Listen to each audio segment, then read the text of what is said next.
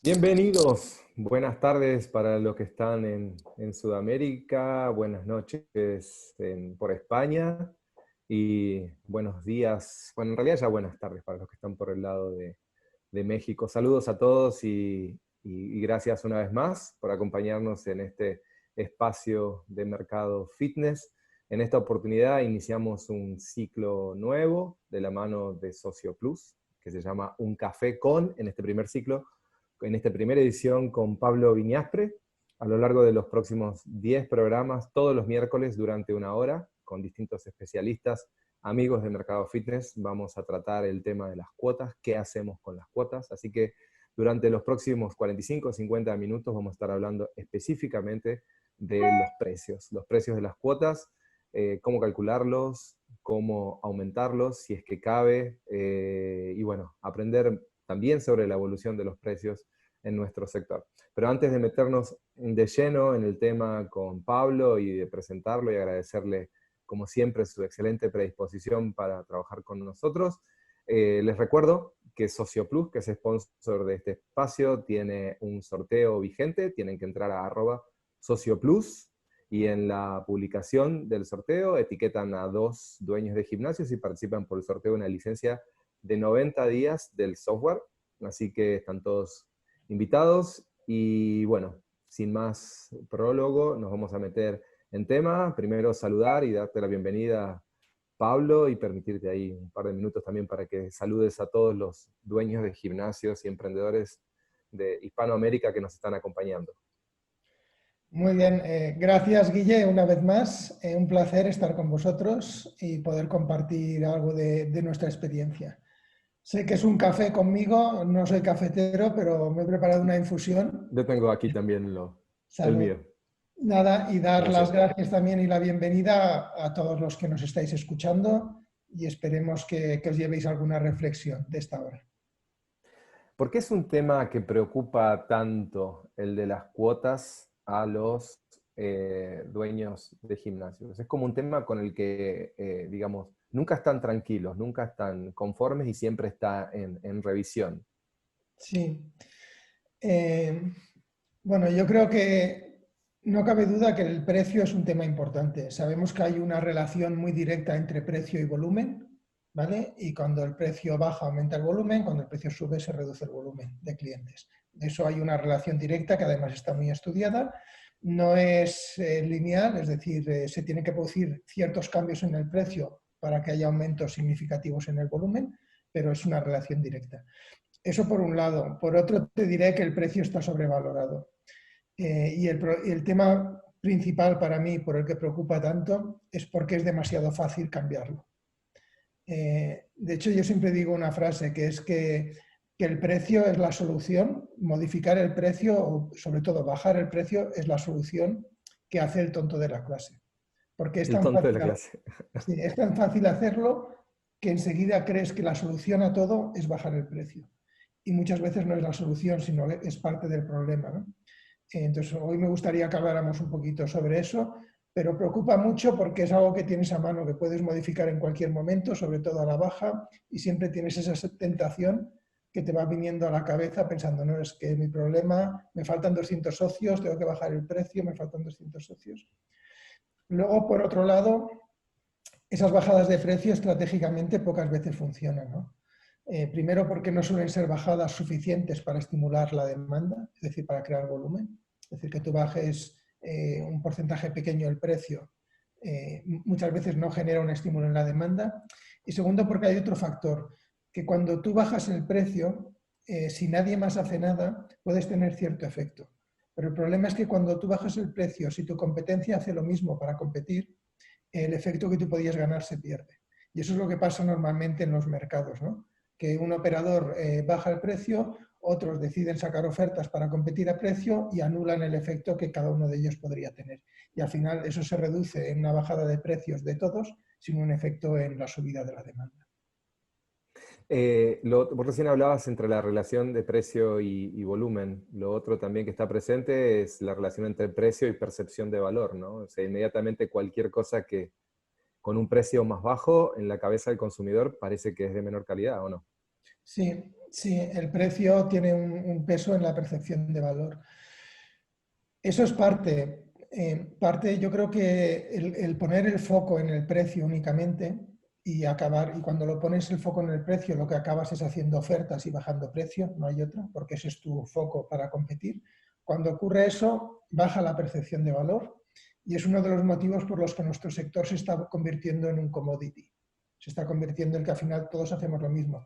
Porque cuando tú tienes el foco en el precio, no lo tienes en otras cosas que te diferencian, como es la experiencia, como es esa personalidad en cómo haces tú las sesiones, como es esa capacidad de innovación a ofrecer cosas el primero y antes de que otros lo ofrezcan. ¿Vale? Entonces, como no tienes las energías puestas ahí, acabas poniéndolo en el precio y eso va convirtiendo un sector en commodity, que es lo que ha pasado y está pasando con el fitness. Y no solo con el fitness, ¿no? O sea, es como que hay una inercia a la baja en los precios en la mayoría de las industrias, ¿no? O sea, cosas que, sobre todo en la tecnología, se ve muy bien. Pero, Sí. y en nuestro sector, todos, o sea, los más antiguos del sector reniegan de eso, ¿no? Bueno, mi club hace 30 años costaba $40, $50 y hoy no puedo, o sea, no, pero no es solo privativo de la industria de gimnasios, ¿no? No, lo que pasa es que la tecnología tiene un elemento diferenciador que le permite ir bajando el precio, que es su escalabilidad. Es decir, la tecnología tiene el componente de escalabilidad que te permite, sin tener más coste, poder vender eso en todo el mundo a miles de personas sin ninguna barrera de venta. Un club de fitness no tiene esa característica, con lo cual cuando tú bajas el precio y mantienes calidad, lo que pierdes es margen, no hay otra cosa. Y es curioso porque ahora que hablas del sector, hemos pasado por fases muy interesantes, ¿no? Estuvimos en una primera fase, en los inicios del fitness, como lo entendemos hoy, que era la fase de la abundancia. Abrías cualquier gimnasio y en 2 meses lo tenías lleno de gente, no sabías por qué, eran inversiones pequeñas, con poca calidad y precios razonables y tenías un buen margen. Esa es la primera etapa. Luego pasamos a una etapa que yo le llamo la etapa de la calidad total. Empezamos a coger el modelo de los clubes americanos, empezamos a ofrecer muchas más actividades, mejorar la calidad de las instalaciones, hicimos todo eso, pero ahí todavía tuvimos cierta capacidad de subir un poquito el precio, ¿vale? Con lo cual aún manteníamos, hasta cierto punto, aún manteníamos márgenes. Pero luego vino otra época que fue la del aumento de oferta. Empezaron a salir gimnasios por todos sitios y la forma en la que empezamos a competir fue por precio. Con lo cual, seguíamos con el chip de ofrecer máxima calidad y cada vez ofrecer más cosas, pero el precio se frenó la subida, ¿vale? Con lo cual ese aumento en la calidad ya iba saliendo del margen de beneficio. Y ahí empezamos a perder competitividad. Luego ya vino la era de la crisis, de la aparición del low cost, que todavía nos hizo competir más a precio, ¿vale? Y ahora de repente entramos en la era de la experiencia y del modelo boutique, que es imposible competir en una era de experiencia con bajos precios. Y ahora es donde empieza a no encajar todo, ¿no? Bueno, ya venía no encajando en la última era que habíamos erosionado los márgenes. Pero ahora cuando además te dicen que ahora que te has cargado el margen y que un club vale bastante menos de lo que valía hace 10 años, ¿vale? Pero ofreciendo mucha más calidad, con lo cual nos hemos cargado totalmente los márgenes, ahora resulta que tenemos que ofrecer mejor experiencia, lo cual tiene un coste. Y ahora resulta que viene el COVID y que además tenemos que ofrecer más limpieza, más procesos, más protocolos, que tiene un coste. Y ahí es donde realmente se complica el tema y el sector lo va a pasar. Entonces, aquí hay dos cosas, creo que hay dos pilares para cambiar eso. Una es subir precios, ¿vale? Porque un gimnasio no puede valer menos que una noche de hotel en un hotel mediocre. ¿Vale? Todo el mes de gimnasio no puede valer menos que una noche de hotel o no puede valer lo mismo o menos que una cena en un restaurante normal. ¿Vale? Y tú estás ofreciendo cantidad de actividades todos los días de la semana, pudiéndote duchar, no puede ser eso. Entonces, la primera es subir el precio. ¿Vale? Y la segunda criterio es dejar de pensar en la calidad total como una estrategia. Es decir, la estrategia no puede ser la calidad total, la calidad tiene que ser selectiva y va a haber momentos de la vida del cliente y de los puntos de contacto con el cliente que vas a ofrecer calidad cero y lo automatizarás y va a haber momentos que vas a ofrecer máxima calidad y máxima personalización, pero debe ser una calidad selectiva. ¿Vale? La velocidad que llevábamos ahora o la estrategia de máxima calidad y sin subir precios o incluso bajándolos, Eso es una muerte segura. Y ahora es cuando nos estamos encontrando el resultado de todo eso, cuando el cliente nos dice que quiere experiencia y quiere seguridad, ¿no? Y sigue queriendo personalización, etc.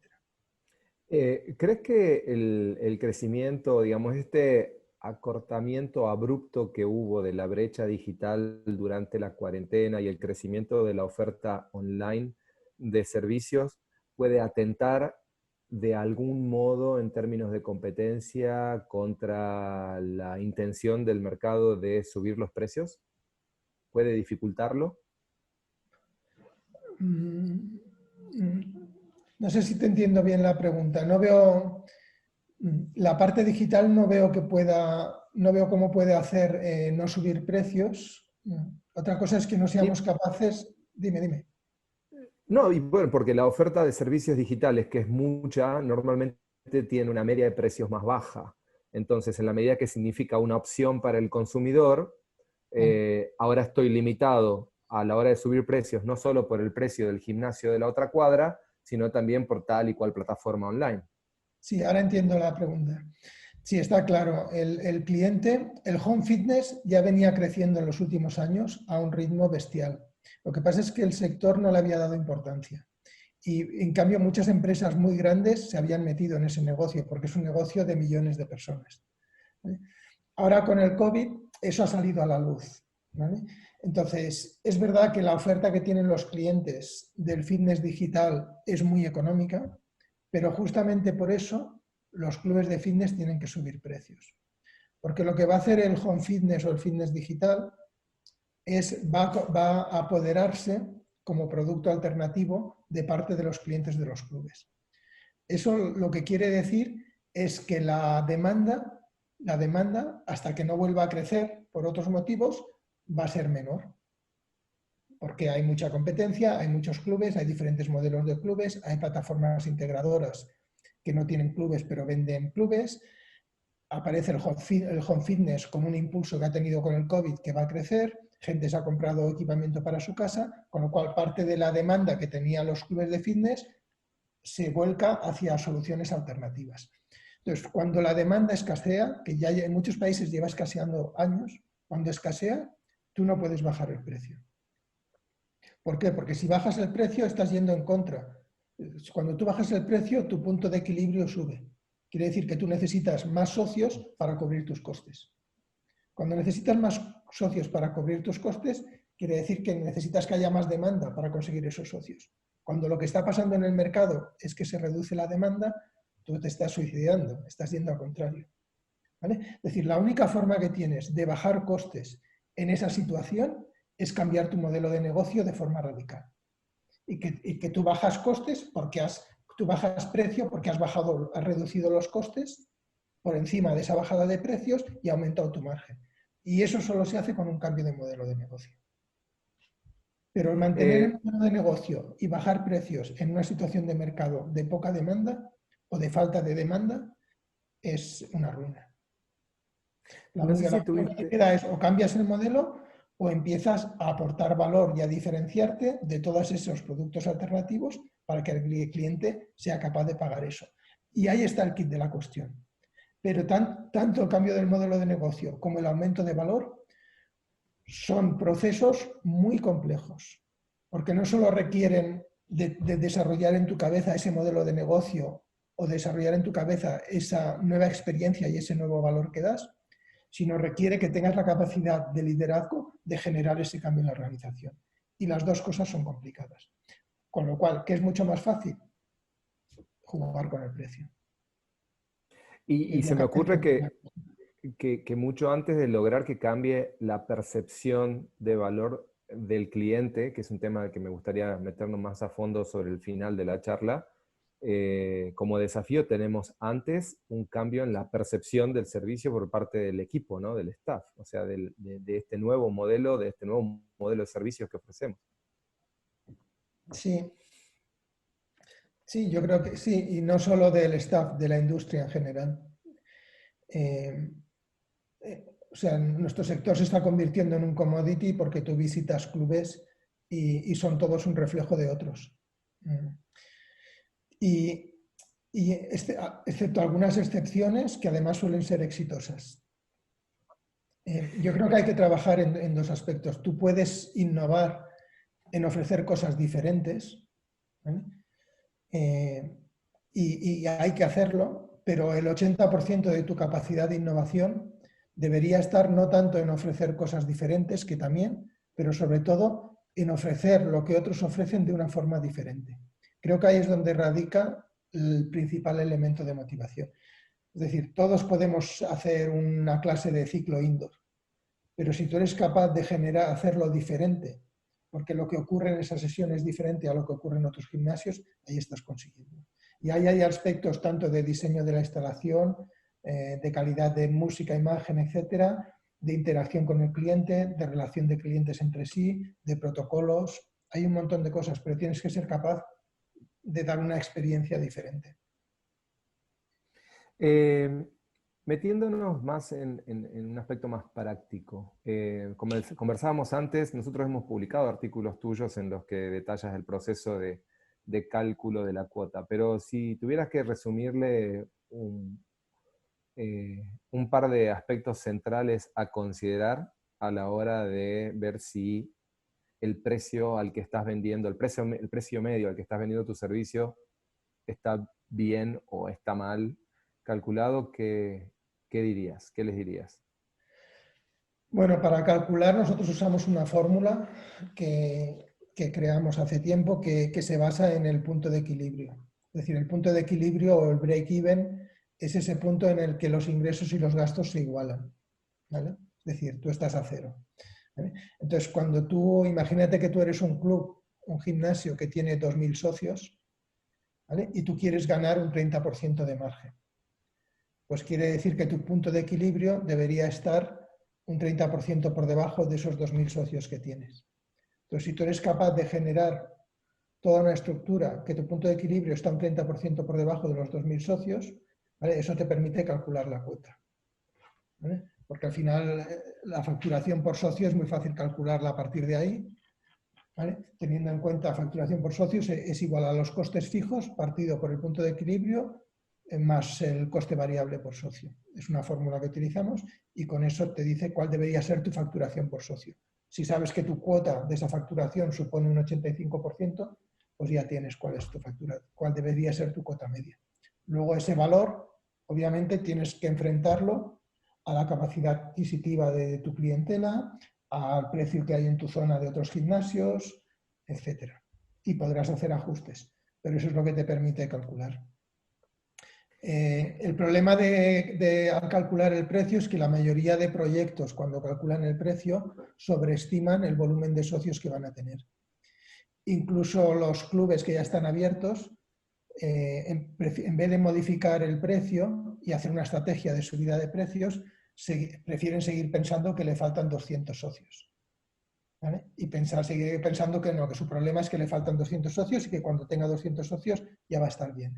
Llevan 10 años intentando conseguir 200 socios y no lo han conseguido, pero siguen pensando igual. Y cuando esa es tu forma de pensar, ¿qué haces para conseguir 200 socios? Promociones y bajar el precio. Ya está. Eh, la mayoría de los emprendedores del sector, en los que están ya reabriendo sus instalaciones, han experimentado un aumento en los costes, en economías inflacionarias como la nuestra, más todavía, pero básicamente la operación se ha hecho más costosa por todas las medidas que han tenido que tomar y en algunos casos por inversiones. Y por otro lado, tienen limitada también su capacidad operativa, no se sabe por cuánto tiempo, ¿no? Inicialmente, digamos, entre un 40 y un 50% de su capacidad. Y entonces, en ese contexto, la mayoría, lo que la lógica les indica es que tienen que ajustar precios, tienen que subir precios. Eh, ¿Qué caminos sugieres seguir a la hora de realizar ese ajuste? ¿Cómo comunicarlo? Eh, el cliente, o sea, el argumento, aumentaron mis costos de cara al cliente, ¿tiene validez? ¿El cliente tiene que entender, está obligado a entender que aumentaron los costos? ¿O en realidad si no aumento su percepción de valor, no va a validar un precio más alto? Desde un punto de vista estratégico, subir los precios en un momento de incertidumbre como el actual, en un momento de que el cliente tiene mucho miedo por su propia economía, es muy complicado. Es muy complicado hacerle una subida de precios e intentar explicarle y que el cliente entienda que hay una subida de precios. Es complicado en un momento de tanta incertidumbre como hasta ahora. Eso no quita que se tenga que hacer, ¿eh? Y sobre todo en mercados en los que la cuota media se ha ido devaluando y ha bajado mucho, como puede ser algunos mercados latinoamericanos. Pero yo creo que hay estrategias que tú puedes subir la cuota media, porque al final lo que cuenta aquí es la cuota media, no es el precio que paga un cliente, es la cuota media. Entonces hay estrategias de subir la cuota media sin modificar, sin dar esa sensación de que has hecho una subida de precios, ¿vale? Algunas de esas estrategias. Primero, yo creo que hay que buscar la máxima simplicidad. Aquellos clubes con una mayor cuota media son los que su estructura de cuotas es más sencilla. Cuando empiezas a ofrecer muchas opciones diferentes, todas esas opciones son opciones que se crean del precio que tú querías cobrar a la baja. Con lo cual, cuantas más opciones, más estás bajando la cuota media. Entonces, quitar algunas de esas opciones, ¿vale? Sin que afecte al precio tuyo que estás de venta al máximo precio, modificar esas ayuda. Reducir la diferencia de precio entre esas opciones, que no haya mucha diferencia, también ayuda. Yo he visto clubes con una cuota anual con un 20 y pico % de descuento sobre la cuota mensual. No es necesario, con un 10 es suficiente para estimular una cuota anual. ¿Vale? Entonces, reducir la diferencia de precios es otra. Coger cuotas antiguas de socios antiguos que son muy económicas y que las vienes arrastrando y subirlas, ayuda. Gestionar bien las cuotas de mantenimiento, limitarlas, subirlas un poco, limitarlas, acortarlas en el tiempo, también te ayuda a subir la cuota media a lo largo del año.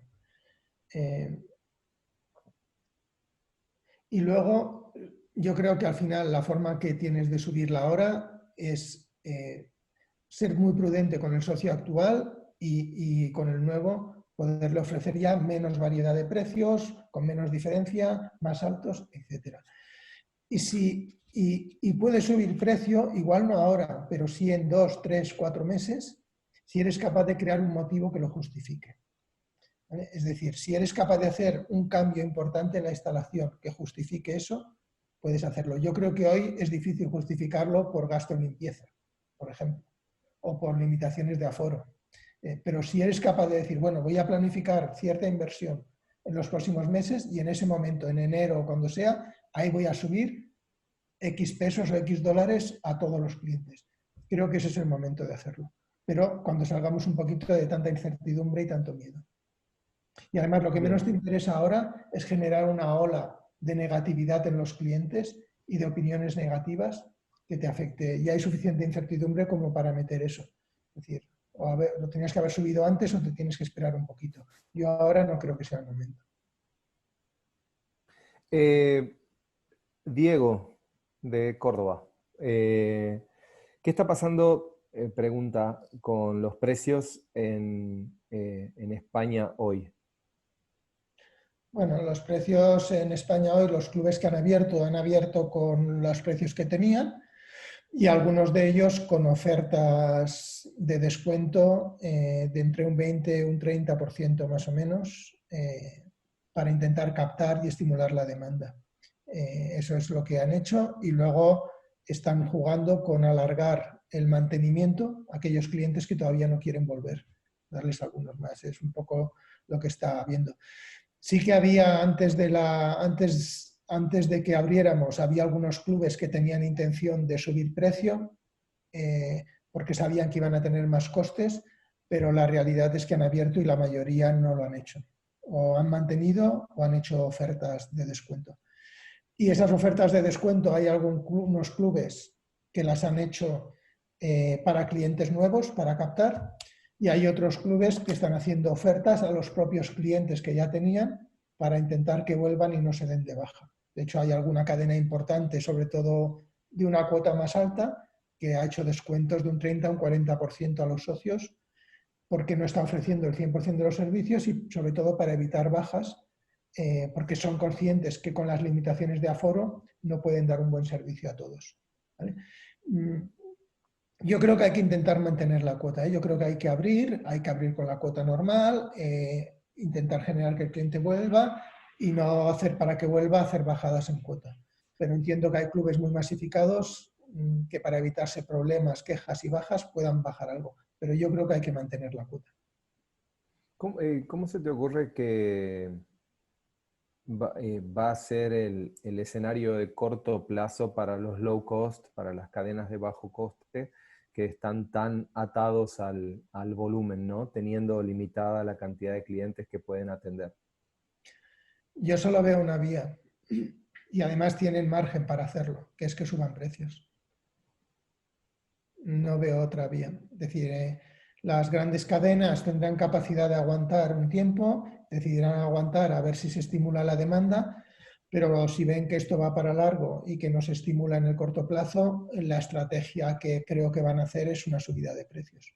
Pero no la van a hacer hoy, la van a hacer de aquí a unos meses cuando se haya estabilizado todo y la harán progresivamente y veremos cómo la justifican. Pero tienen margen para hacerlo. Esa es la ventaja que tienen muchos clubes. Tienen margen y creo que sería una buena estrategia. Y creo que no van a tener más remedio. ¿Y crees que eso va a tener un impacto en el resto del mercado, en el nivel de precio medio del mercado?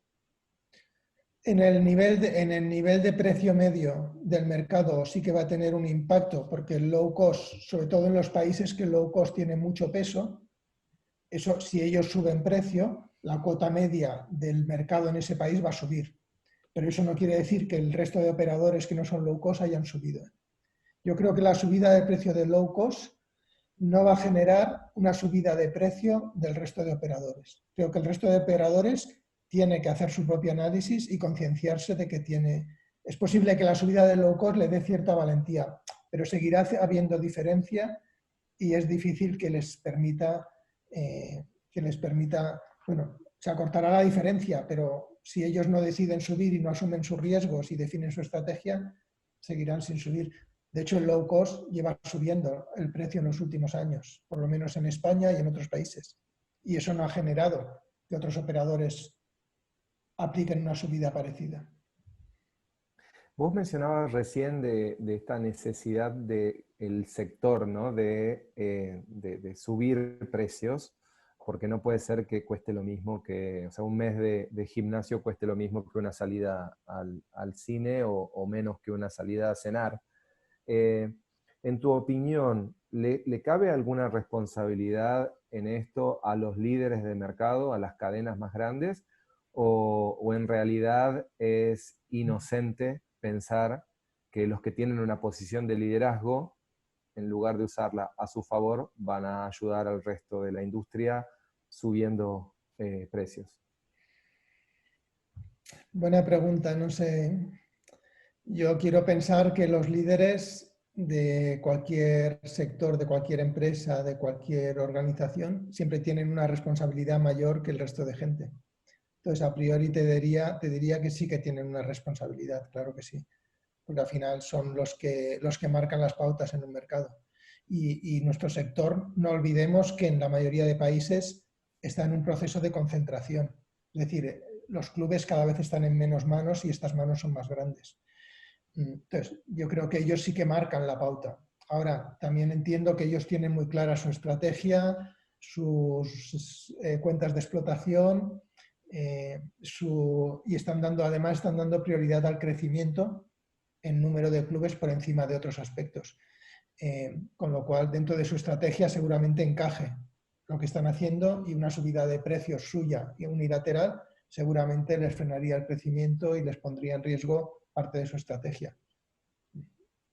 ¿Tienen peso en la decisión, en lo que haga el sector? Claro que tienen peso, no tienen la obligación de hacerlo y tienen su estrategia y seguramente son los que la tienen más clara. Fernando, sí. Es difícil el cambio, que como sector, el sector decida subir. Alguien tiene que dar el primer paso y tiene que empezar a plantearse diferenciación, a trabajar la experiencia, ir subiendo. Y ya se están viendo modelos. Y el boutique está ayudando mucho a eso y va a ayudar a que se pierda el miedo a cobrar más. Pero como sector no se puede llegar a un acuerdo porque, entre otras cosas, está prohibido por la ley de la competencia. O sea que no. ¿El consumidor está dispuesto a destinar cualquier parte de su presupuesto, cualquier proporción, o hay un límite en el presupuesto personal o familiar para destinar al consumo de este tipo de servicios? No, hay un límite. De hecho, también está estudiado. Y ahora no recuerdo cuánto era ese límite. Pedía una cifra, pero no la tengo segura. No sé si rondaba un 10%. Ok. No recuerdo cuál era esa cifra. Pero sí que hay estudios que marcan un poquito cuál es la sensibilidad a lo que puedes dedicar a esto, ¿no? Acá tenemos Fernando Vitar. ¿No es mejor aumentar ahora un pequeño porcentaje, ya que muchas personas que quieren volver ahora tienen una abstinencia de entrenamiento?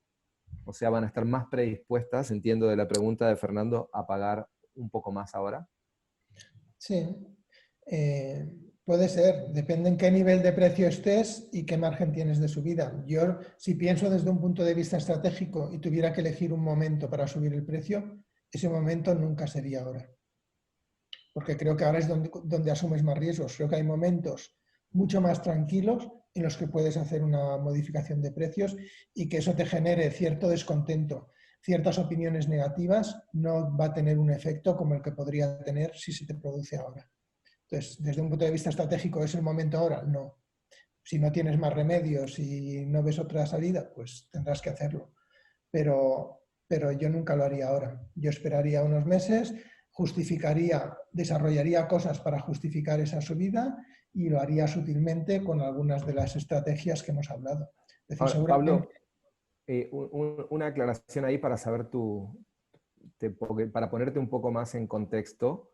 Nosotros realmente, o sea, por lo menos en Argentina, tenemos para este año una inflación proyectada, no sé, entre el 50 y el 60% anual, o sea, y el dólar en los últimos meses pasó de 70, 75, 80 a 120, 130 pesos. O sea, Fernando en este caso, la pregunta que hace, que está en Argentina porque lo conozco, digamos, tenemos un contexto súper inflacionario en el que probablemente muchos de los ajustes de precios que estén pensando la mayoría tiene que ver en realidad con por lo menos empatar esa inflación. O sea, todo cuesta, no es solo el gimnasio. ¿Entendés? O sea, todo, cuando salimos a comprar al supermercado, donde sea que vayamos, todo ha subido de Sí, precios. Me parece que por ese lado viene más la sí, pregunta. si esa subida de inflación se ha producido ahora en todos los bienes de consumo, tú puedes añadirte a eso y subir el precio. Entonces lo veo lógico, porque es un argumento que está ahí. ¿Vale? Otra cosa es que puedes tener problemas si esa lógica no la has seguido antes. Es decir, que si antes, cuando se han producido también inflaciones, tú has mantenido el precio, al cliente lo has educado de una forma. Entonces, bueno, pero en algún momento tienes que romper esa tendencia. ¿Es ahora el mejor momento? No. Eh, ¿Puedes hacerlo ahora aunque no sea el mejor momento? Sí, sí. Entonces, si es un motivo, son esos motivos que es la inflación, que todos los bienes de consumo han subido y ha sido ahora, tú te puedes añadir a eso.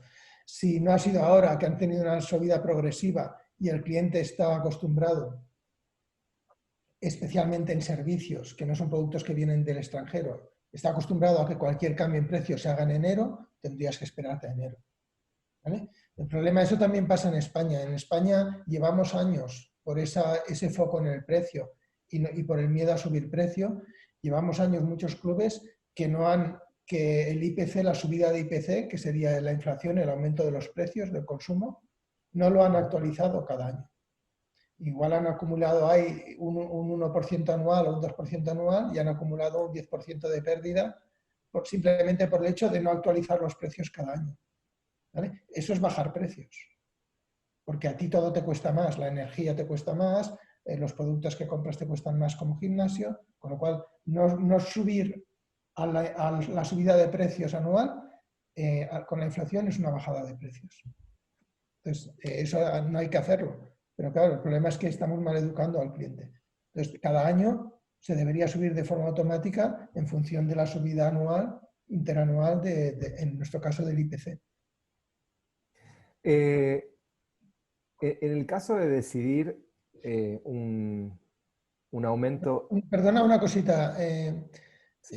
Guille. En vuestro caso, si esas variaciones de la inflación son cada 3 meses, cada 6 meses, yo creo que tendríais que adaptar vuestra revisión de precios a todo eso. E ir educando al cliente en que Sí, es normalmente cuando así, ¿eh? Normalmente los clubes, los gimnasios hacen ajustes en los comienzos de la temporada. O sea, en marzo y en septiembre hacen un par de ajustes como para más o menos, nunca alcanzan a igualar la inflación anual, están siempre por detrás.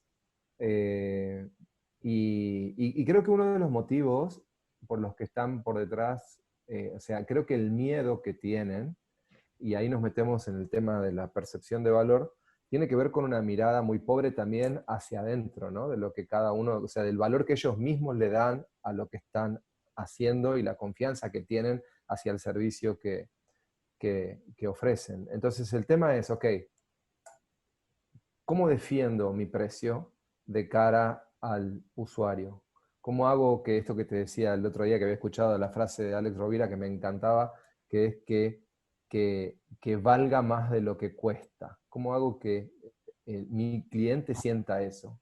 Que vale más de lo que le cuesta. Vale. Antes de comentar este punto que me dices ahora, respecto a la pregunta anterior, si ya tienes el cliente educado en que tú haces ciertas revisiones y vas adaptando el precio, parte de la subida sí que la puedes hacer ahora. ¿Vale? Es decir, si ahora en este periodo ha habido una subida de precios, ha habido una inflación, sí que puedes aprovechar eso para ganar cierta de la subida y no tenerla que hacer luego. Bien. Respecto a lo del precio, ¿cómo lo justificamos? Pues mira, depende, porque si estás en un mercado que es muy poco competitivo, es decir, que tú eres el único gimnasio, ahí lo tienes muy fácil. El problema es que esa no es la realidad ya prácticamente de nadie y a medio plazo no va a ser de nadie, porque en la sociedad, la forma de funcionar capitalista, hay una ley que es que la oferta siempre, siempre supera la demanda. Siempre. Siempre al final la oferta acaba superando la demanda en todos los sectores y en todos los sitios. Y es muy sencillo entenderlo. Es decir, cuando hay una oportunidad de negocio, en una sociedad capitalista va a haber alguien que monte el negocio. Siempre. Incluso cuando no haya una oportunidad de negocio, va a haber alguien que cree que va a hacer mejor que tú y lo va a montar también. Con lo cual, al final, sobran restaurantes, sobran hoteles, sobran fruterías, supermercados y sobran gimnasios. Y eso va a ser así en todos sitios y en todos los sectores. Entonces, cuando la situación es esa, ¿cómo defiendo el precio? Diferenciándome. Y por eso dicen, una gran frase también es que o eres diferente o eres barato. Tú tienes que decidir en qué lado quieres jugar. ¿Qué es más fácil? Ser barato. Mucho más fácil ser barato. Ahora, si analizas industrias, verás que muy pocos operadores triunfan a largo plazo con productos baratos. Hay algunos, pero poquitos y esos suelen tener éxito. Pero hay pocos ejemplos. Lo que pasa es que es mucho más fácil ser barato y por eso estamos todo el día bajando precios. Pero la otra opción es diferenciarse. ¿Vale? Y diferenciarse es lo que hemos dicho, con la experiencia del cliente, con nuevos servicios, con forma diferente de ofrecer esos servicios. ¿Vale? Darle un motivo para que el cliente te elija a ti y esté dispuesto a pagar un poquito más. Que parecía imposible y estamos viendo que el boutique lo está consiguiendo. Desde el punto, bueno, ahora te voy a preguntar esto, pero quería hacer un paréntesis, ¿no? Esto que decías de que es más fácil ser barato. Ahora, se me ocurre que ser barato y rentable no me parece tan fácil. No, no. Por eso es un poco el sueño americano de nuestro sector, es que voy a bajar precios y voy a conseguir los 200 clientes que me falten. Luego no los consigo, igual consigo 100, pero he bajado el precio y ahora en vez de 200 necesito 350. Eh, Y aparte me he hecho más débil, porque al final cualquier cosa que pase me va a afectar, cualquier competencia que abra, cualquier cosa, mi único valor diferencial es el precio. Incluso vemos que los operadores low cost que compiten a precio, ¿por qué han ido subiendo los precios en los últimos años? ¿Y por qué van a seguir subiéndolo? porque no se puede competir solo a precio. Eso no es real. Tú puedes competir a precio cuando llegas a un mercado que no existe en low cost y llegas con low cost. Entonces triunfas, porque vas con unas armas diferentes. El problema es que si compites a precio, no puedes competir con otros que compiten a precio. Porque entonces, ¿dónde acabas? ¿Regalando el servicio? Ya pasó en España, que aparecieron los super low cost, que ya no te costaba 20 euros, te costaba 9 euros. Han desaparecido todos. Tú no puedes competir solo a precio en un mercado en el que hay más competidores a precio. Con lo cual, incluso los low cost tienen que empezar a diferenciarse y a ofrecer algo más. Y cuando haces eso, que es la única vía que tienes, cuando haces eso, tienes que subir precio. Porque si no, lo que te cuesta hacer eso sale del margen. Y cuando te pierdes el margen, ya dejas de ser competitivo. Con lo cual, eso es una pelota que al final te obliga a subir el precio. Es una mentira que tú puedas competir solo a precio. Eso no existe. Se me ocurre también que digamos, son consumidores diferentes, ¿no? Los que consumen o los que deciden su compra específicamente por precio, como mucho más volátil y en la medida que aparece una nueva oportunidad de compra a precio mejor o más bajo o una promoción, no tengo problema en cambiarme. Sí, igual que te digo que no se puede competir a precio, tampoco creo que exista no creo que exista el consumidor que compre solo a precio. Creo que no existe. Lo que pasa es que sí existe el consumidor inteligente y cada vez más. El consumidor inteligente entiende que si dos productos son iguales, va a elegir siempre el más barato, pero porque ve que son iguales. ¿Vale? Y ante dos productos iguales siempre va a coger el más barato. ¿Por qué? Porque si coge el caro, y entendiendo que los dos productos son iguales, si elige el caro, sabe que está haciendo una compra que no es inteligente. Y eso se le llama ser tonto. Y ninguno queremos ser tonto. ¿Vale? Entonces, el problema es ese, que cuando algo se convierte en un commodity, el cliente no ve la diferencia. Y al final, ¿cuál va a elegir? ¿O el más barato o el que tiene más cerca de casa? Entonces, la única vía es trabajar la diferenciación, trabajar la experiencia del cliente y trabajar todo eso. ¿Vale? Pero eso requiere de una organización preparada para trabajar eso. Y hoy no todas están. No todas están preparadas para generar ese impulso en la organización que tenga esa capacidad de crear, de innovar. Y no todas tienen tampoco los recursos económicos para hacerlo.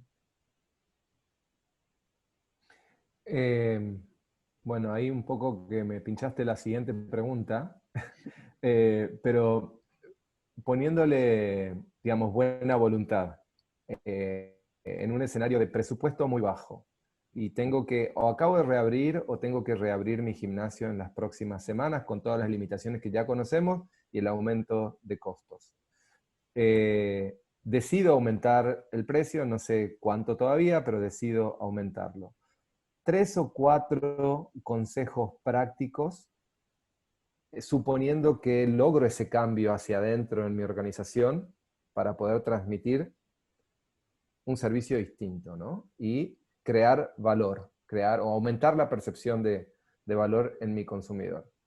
¿En qué aspectos tengo que hacer los ajustes? O sea, algo práctico y que tampoco me implique, porque mi presupuesto está súper limitado y estoy medio herido de bala en este momento, no estoy como para hacer grandes inversiones. O sea, ¿qué hago? ¿En qué aspectos hago cambios con bajo presupuesto? Te voy a decir 3 que no requieren presupuesto, eh, pero que son de los más complicados, porque requieren muchas dotes de liderazgo. ¿Vale? Entonces, 3 que no requieren. ¿Dónde pondría yo el foco? Uno, en la personalización. ¿Por qué? Porque es que tenemos, los 3 que te voy a decir dependen del personal. ¿Y por qué no tiene coste? Porque tenemos al personal infrautilizado. Tenemos exceso de personal para el valor que aportan. O sea, el valor que aporta nuestro personal está muy por debajo de la capacidad de aportar valor que tienen, de aportar valor real. ¿Vale? Entonces, te diría personalización. Trabajar procesos para personalización, para que conozcan realmente al cliente, le conozcan por el nombre, se relacionen con ellos, vean un cliente que llevan días sin hablar y vayan allá, vean un cliente que lleva 3 meses sin venir y vayan para allí, sabiendo lo que tienen que hacer, cómo lo tienen que hacer. Es decir, todo lo que llamamos contactos de valor, personalización y contactos de valor. ¿Vale? Personalización. La segunda, interacción social. Interacción social. La primera, que es personalización, tiene que ver la relación de mi personal con los clientes, potenciar eso al máximo, pero la segunda, interacción social, tiene que ver con potenciar la relación entre los clientes. Ese es un Claro, motor que se bestial. conozcan. Sí, bestial, es un motor bestial de la experiencia del cliente. La gente va a ir ahí, no se va a quedar en su casa porque quiere ir allí a verse con la gente. Y sé que ahora es un momento complicado con el distanciamiento físico, pero hay formas de hacerlo. Se tienen que conocer los clientes. No pueden venir 2 clientes durante un año, compartir a la misma clase dirigida y no conocerse. No saber cómo se llama el otro, no haber hablado nunca, no haber hecho un ejercicio en parejas nunca. No puede ser. Y si tenemos que hacer el ejercicio en parejas a 2 metros, pues lo hacemos a 2 metros. Pero nos hemos presentado, nos hemos hecho, presentamos a los nuevos cuando alguien viene a una actividad, es decir, potenciar la interacción social. ¿Vale? Y la tercera pata, que tampoco tiene coste, es la consistencia en el servicio. Consistencia en el servicio. Ofrecer siempre el mismo nivel de servicio. Y eso se trabaja con protocolos, controlando la experiencia, que la controlamos cero. Esa te diría que es la más difícil de todas. Pues, bueno, todas son, porque las otras dos también, claro, dependen. Las otras dos dependen de que mi personal sea capaz de hacer las cosas de una forma diferente y sea capaz de ver una persona que lleva 3 meses sin venir y en vez de decidir no ir, coger y ir y hacer lo que tienen que hacer. Y el problema es que eso lo tienen que hacer cada día, no un día, cada día.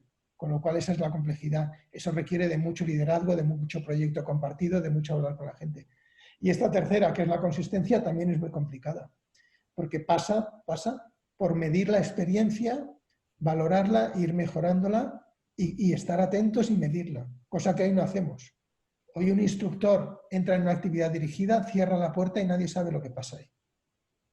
No sabemos ni qué música pone, ni qué hace, ni si se baja de la bici, ni si habla con nadie, ni si se sabe el nombre de nadie. Sabemos cero de lo que está pasando en esa actividad. Solo intervenimos como directores cuando hay 5 quejas. Entonces le llamamos al instructor y decimos, oye, ¿qué está pasando? Pero no medimos cero de la experiencia. Entonces, si ponemos el foco en esas 3 cosas, la personalización, la relación de mis técnicos con, el personal, con los clientes, la interacción social entre clientes y la consistencia en el servicio, damos un salto de calidad en la experiencia brutal. Brutal. Luego te diría otras cosas, ¿no? Si quieres ya invertir, te diría otras cosas. Como es Bueno, cambiar pongamos que cosas. tenemos un poco de presupuesto. Para los que tienen algo de presupuesto, ahí tienen que romper el chanchito y después de estos meses viviendo de ahorros o de su fondo de contingencia, les quedó algo de presupuesto. El otro día hablamos con Patricia Totaro, que es una arquitecta brasileña, y nos decía si pueden por lo menos un cambio de color en la pintura, o sea, algo. Sí, está muy bien, eso está muy bien, pero no es suficiente. Yo si tuviera dinero en un club, miraría muy bien las tendencias e invertiría para cambiar en tendencias. Yo qué sé, te puedo poner ejemplos de cosas que estamos haciendo con clubs en España. Por ejemplo, con un club hemos cerrado el balneario para crear toda una zona funcional. En otro club hemos cerrado una piscina de 25 metros para crear toda una zona de entrenamiento funcional, zona de fitboxing, o sea, para adaptarte a las tendencias. En otro club hemos juntado 3 salas para crear toda una mega, en vez de tener 3 salas pequeñas, una mega sala donde puedes hacer trabajo con 60 personas de entrenamiento funcional, de fitboxing, montar una tarde como si fuera una discoteca para que la gente se relacione. Es decir, yo haría un cambio si tuviera dinero viendo el futuro. Viendo el futuro y diría, no, no, mi negocio es diferente. Mi negocio voy a ponerle el foco en la parte social. No quiero espacios pequeños, quiero grandes, quiero hacer zonas que haya una energía bestial, que la gente se relacione. Porque eso me diferencia de otros gimnasios, me diferencia del fitness en casa, me diferencia de un montón de cosas. Entonces, si tuviera dinero, soñaría con eso, hacia dónde va el futuro y cómo me quiero diferenciar. Una pregunta acá de Sebastián de Chile. Primero un comentario para Guille Knapp que nos está viendo. Ya comentó Pablo Guille, después lo puedes ver, el tema de los...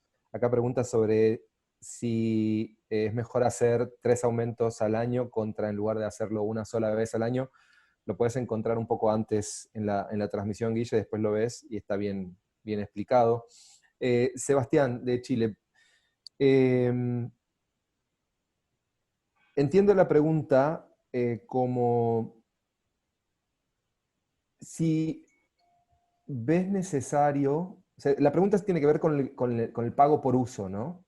Eh, ¿Existe la posibilidad de hacer eh, aumentos de precios cambiando el tipo o la forma en la que comercializamos los productos y en lugar de comercializar meses, comercializar programas y en lugar de comercializar meses, comercializar créditos?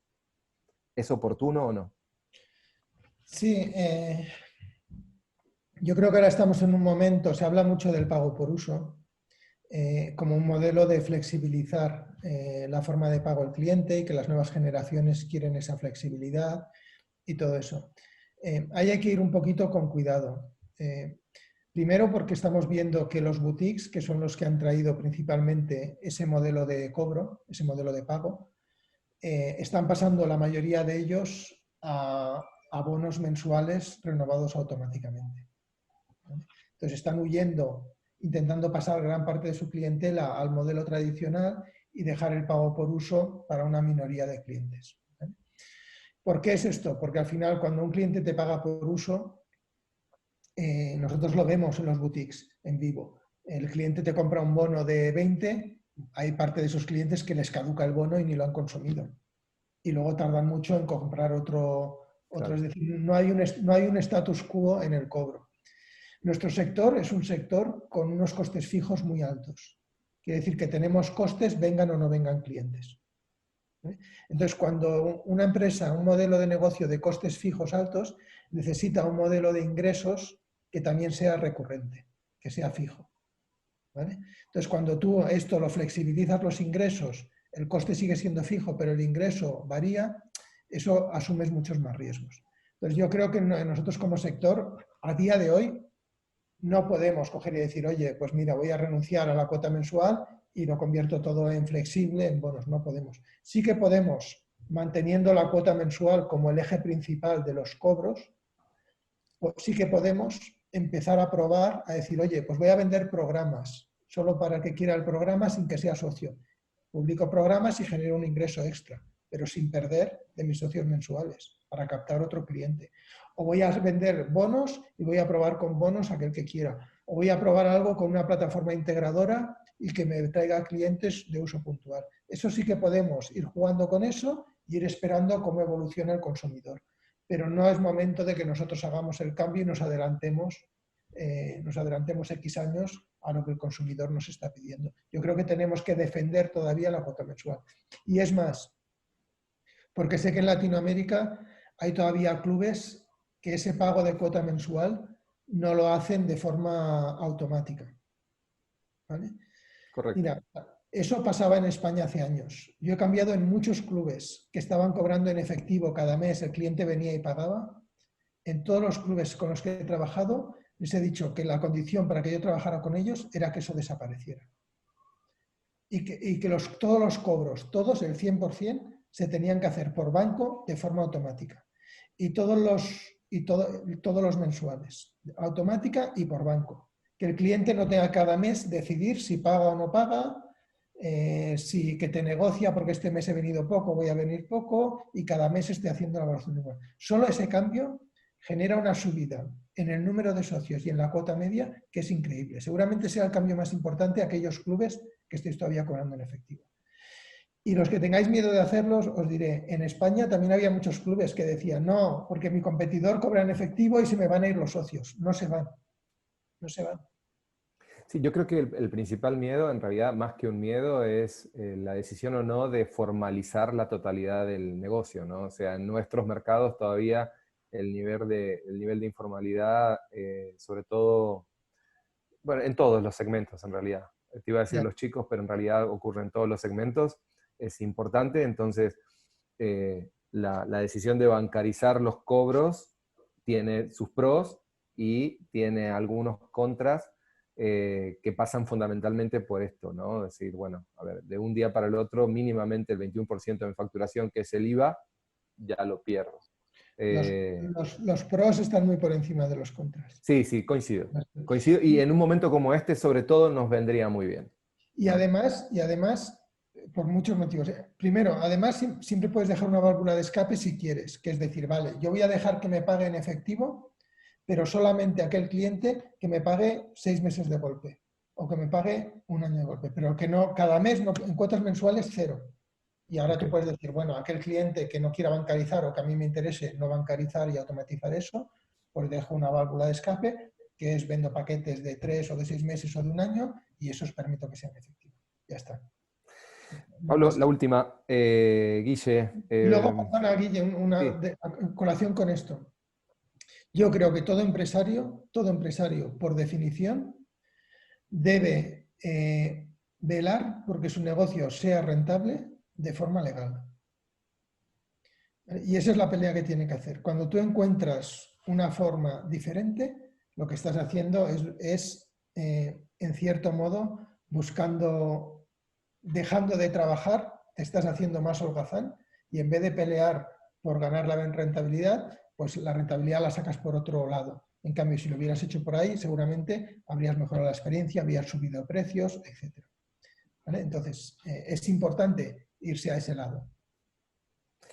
la última también de Guille. ¿Qué opinas de tener una cuota de lista alta y matrícula y seducir con descuentos o quita de matrícula?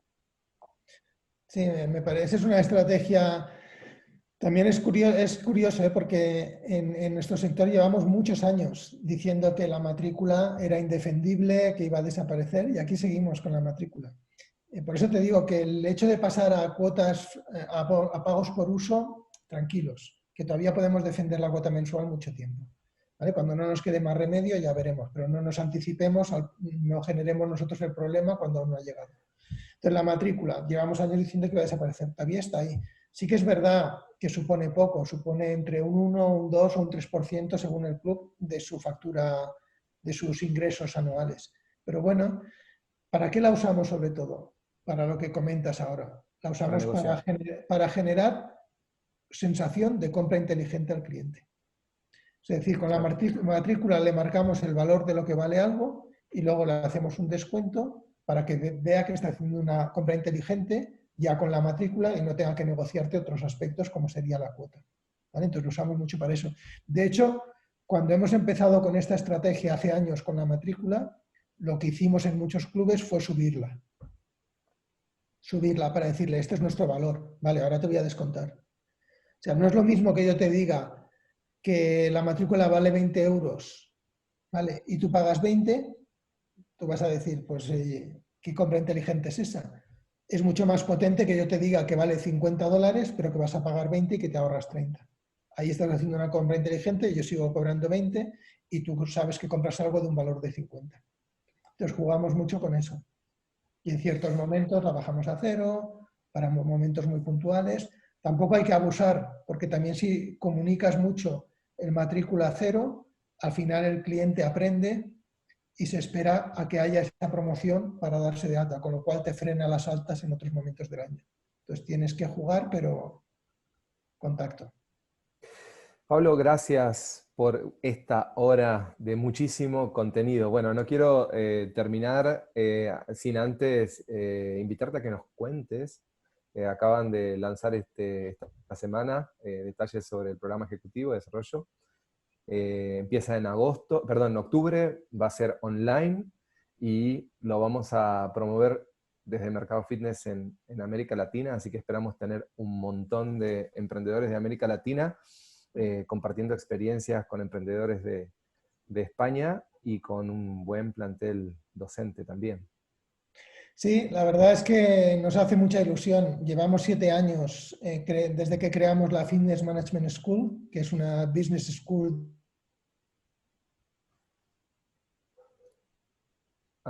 Fíjate, Pablo, si no sacaste el volumen. A